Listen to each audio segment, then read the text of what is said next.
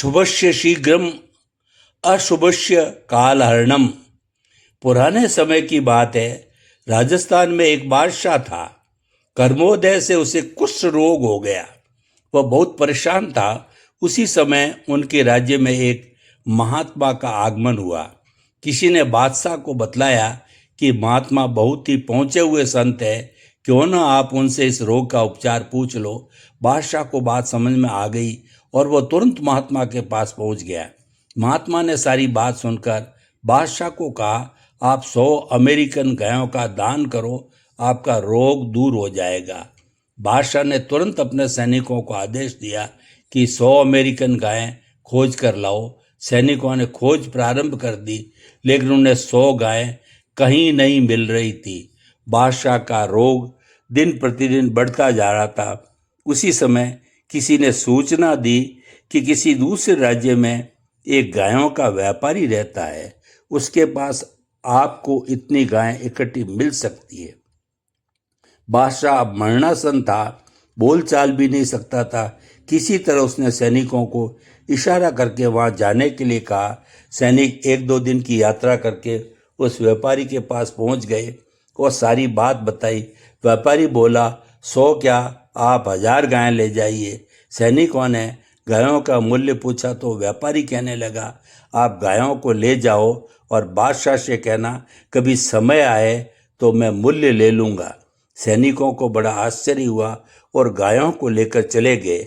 बादशाह ने भी जब ये बात सुनी तो उसे भी बड़ा आश्चर्य हुआ, लेकिन उस समय तो उसे अपने प्राण प्यारे थे, इसलिए ज़्यादा सोच विचार न करके गायों का दान कर दिया। भाग्यवश उसका रोग दूर हो गया।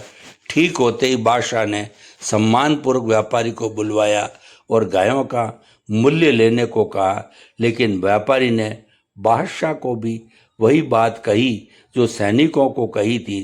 तत्पश्चात व्यापारी चला गया और बादशाह भी अपने काम में व्यस्त हो गया। इसी प्रकार बहुत समय बीत गया। एक बार उस व्यापारी का ऐसा बुरा समय आया कि उसका सारा व्यापार नष्ट हो गया, लेकिन धीरे धीरे उसके घर की सभी वस्तुएं पेट की आग बुझाने के लिए साहूकार के यहाँ बिकने चली गई तथा एक दिन कर्जदारों ने उसके घर को भी नीलाम कर उसे घर से बेघर कर दिया। वह अपने बाल बच्चों के साथ वन में भटकने लगा। उसी समय उसकी पत्नी ने उसे याद दिलाया कि आपने बहुत समय पहले दूसरे राज्य के बादशाह की मदद की थी, क्यों न हम उनकी शरण में चलें। पत्नी की बात व्यापारी की समझ में आ गई और वे उस राज्य की ओर चल पड़े। जैसे ही वे महल के प्रवेश द्वार पर पहुंचे तो पहरेदार ने उन्हें अंदर जाने से रोका तथा उनके हालात देखकर कहने लगा, न जाने कहाँ से भिखमंगे चले आते हैं। लेकिन उसी समय वहाँ से एक सैनिक निकला। उसने व्यापारी को पहचान लिया तथा पहरेदार से बोला, इन्हें यहीं ठहराओ, मैं अभी 2 मिनट में बादशाह के पास जाकर आता हूँ। सैनिक ने अंदर जाकर बादशाह को सारी बात बतलाई। वह सुनते ही तुरंत दौड़ पड़ा तथा प्रवेश द्वार पर जाकर उन्हें अंदर लिवा लिया। बादशाह ने सारा हालात जानकर सैनिकों को आदेश दिया कि इन बच्चों को, इनकी पत्नी को राजमहल में ले जाओ और इनके रहने खाने पीने आदि का शाही प्रबंध करो। उन सब के चले जाने पर बादशाह ने दूसरे सैनिकों को आदेश दिया कि व्यापारी को किसी अलग कमरे में रखो और इनके खाने पीने का सब प्रबंध वहीं कर दो। समय व्यतीत होने लगा। बादशाह प्रतिदिन सैनिकों से व्यापारी का हाल चाल पूछते रहते। एक दिन बादशाह ने एक सैनिक को 1 रुपया देकर कहा कि बाजार जाओ और इस 1 रुपये का जूट जिससे रस्सी बनती है व्यापारी को लाकर दे दो। उससे कहो कि वह उसे बांट कर रस्सी तैयार करे और शाम को तुम उस रस्सी को बाजार में बेच कर आओ और मुझे बताओ कि रस्सी कितने रुपयों में बिकी। सैनिक ने वैसा ही किया। शाम को वो रस्सी बेचने बाजार में गया तो एक रस्सी 4 आने 25 पैसे की बिकी। सैनिक ने सारा हाल बादशाह को सुनाया। बादशाह ने सैनिक को फिर वैसा ही करने को कहा। अगले दिन व्यापारी द्वारा तैयार की गई रस्सी 8 आने 50 पैसे की बिकी। इस प्रकार क्रम चलता रहा और एक दिन ऐसा आया कि वो रस्सी 5 रुपये में बिकी। अगले दिन 7 रुपये की इसी प्रकार धीरे धीरे व्यापारी द्वारा तैयार की गई रस्सी और भी अधिक रुपयों में बिकने लगी। अब बादशाह ने सैनिक को आदेश दिया कि व्यापारी को मेरे पास बुलाकर लाओ और उसे अच्छे अच्छे वस्त्र आभूषण पहनाओ। सैनिकों ने वैसा ही किया।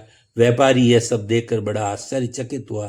तत्पश्चात बादशाह ने उस व्यापारी को व्यापार करने के लिए प्रचुर मात्रा में धन दिया और कहा कि जाओ, तुम जाकर खुशी खुशी अपना व्यापार पुनः प्रारंभ करो। इस सारी घटना को देखकर व्यापारी तो आश्चर्यचकित था ही, लेकिन दरबार के अन्य लोग भी बहुत आश्चर्यचकित थे। वे सभी ये जानने के लिए लालायित हो रहे थे कि ये सारा माजरा क्या है। उन सब की उत्सुकता को देखकर बादशाह बोला, आप सब यही सोच रहे होंगे कि यह बादशाह भी अजीब स्वभाव का है, लेकिन यह सब मैंने इसकी भलाई के लिए किया है, क्योंकि देववशात कुछ समय मनुष्य के जीवन में ऐसा आता है कि चाहे दूसरा व्यक्ति उस मनुष्य की कितनी भी मदद करने की कोशिश करे, लेकिन वो मुसीबत से छुटकारा नहीं पा सकता। इसलिए शास्त्रकारों ने कहा है, शुभस्य शीघ्रम अशुभस्य कालहरणम।